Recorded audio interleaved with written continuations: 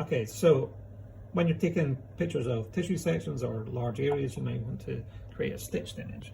So to do that, we click on the Tiles button, and that turns on the Tiles tab, which is here, which you can then expand. Now, this is super easy, pretty intuitive, and shouldn't be too hard. Now, there's three different choices here in the tile regions. There's Tiles, Size, and Stake. Tiles allows you to set a box of a certain size, so this is a 3x4 rectangle.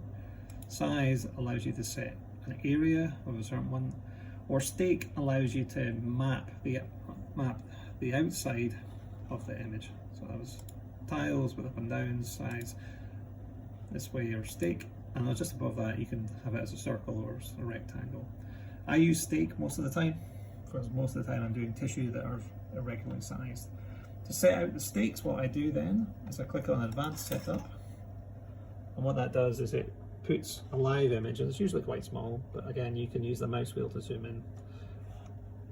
I then use that plus button here to mark a stake, go back to here and move to the edge of the tissue. These are really small sections I'm imaging today. I hit plus, you can see now that the box is slightly different. I then scroll down a bit to the edge of the tissue, hit plus, maybe go down a bit further, find the next bit, hit plus, down a bit further more, hit plus. And basically all I'm doing is finding the edges of my specimen. I'm not sure if you can see off screen here, but every time I find a new bit of tissue, I'm just hitting plus and you can see that the box is expanding. So it's super easy until I get the whole tissue in. There's a bit more tissue here, so let's go a bit higher up. And I want my box to be just slightly bigger than my tissue. So there's a bit still there. I don't want to cut anything off. Maybe take it out a bit. So we'll just go safe because this is going to be pretty easy. So I'm using this on the 10 times objective at the moment. And one of the cool things about the scope is if I then go back to the box, switch to, let me show this first. So you can see that this is a 4x2 box of the different things joined together. If I go back to 20 times, press the 20 times and go back in here, you can see that the box is still in the right place, but now mapped for the different objectives. So let's go back to 10 times again. That's set out the grid. And by doing that, I've created this box here, TR1, and that'll be what's imaged. If you come back to image your next specimen, what you'll need to do is delete that previous one to map out the new one. Or if you have multiple specimens on the screen, on the slide, you can map different ones.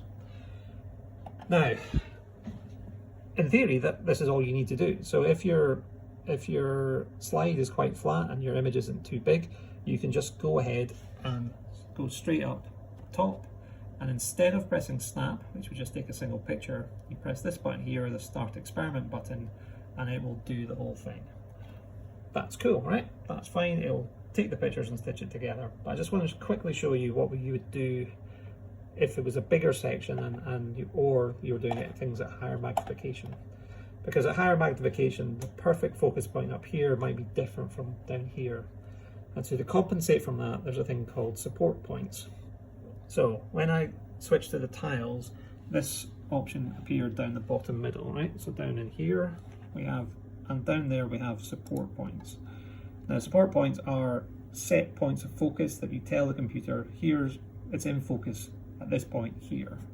So basically you can look at the size of the box and then determine how many support points. You obviously can turn these up and down that you're going to need to fill to make sure things stay in focus.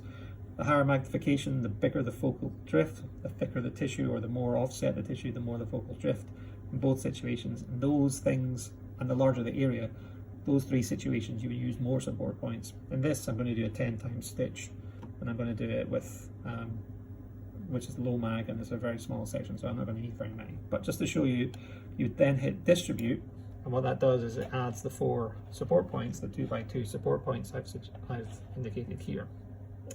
Okay, support points are fine, but you obviously have to tell it where to focus.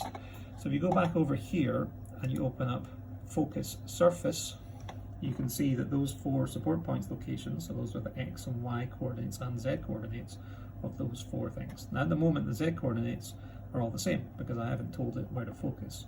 But to tell it where to focus, I hit this Verify Support Points button. That generates this here. And what I can do then is double click on one of them, or use the Move to Current Point, and it will go there. So it automatically went to that point. And then I can have a look at the tissue itself there and make sure things are in focus and adjust them necessary. So I can adjust the focus up and down until I'm happy. Once I'm happy it's in focus, I go back, set the current Z, and then I can hit Move to the next point, and it will automatically move to the next point. If I have a look at it, I can zoom in, make sure that I'm happy with the focus point,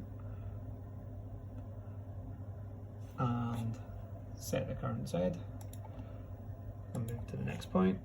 I'll do the same again, set the current Z, and move to the next point. Now, as I said, this tissue is pretty much flat and it's pretty small, so for me the focus difference was very small, but in a larger sample this is important.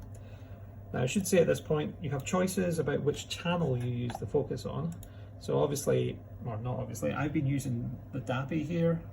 It's probably better, most of the time you don't care about the DAPI really, so it might have been better to use the red channel, which is the one that I care more about.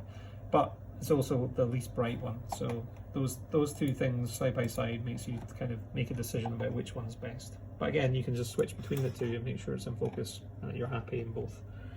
Once you're happy, you hit close. All good, right? Cool. So once we're happy, all the focus points are set, we hit Start Experiment, and again, my autosave is clicked on, so this is going to save. And if I do that, it'll now take the pictures for me.